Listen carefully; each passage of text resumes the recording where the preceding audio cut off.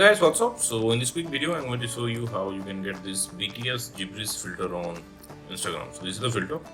To use this filter, just press and hold the camera button, then you will see a clue and you have to guess the gibberish. Okay, let's try.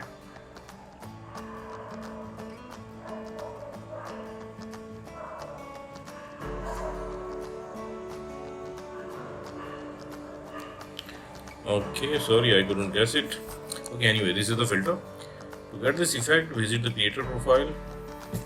Himank is the creator of this effect. You can follow him to unlock all his filter to your Instagram camera tray. He's having some awesome filter.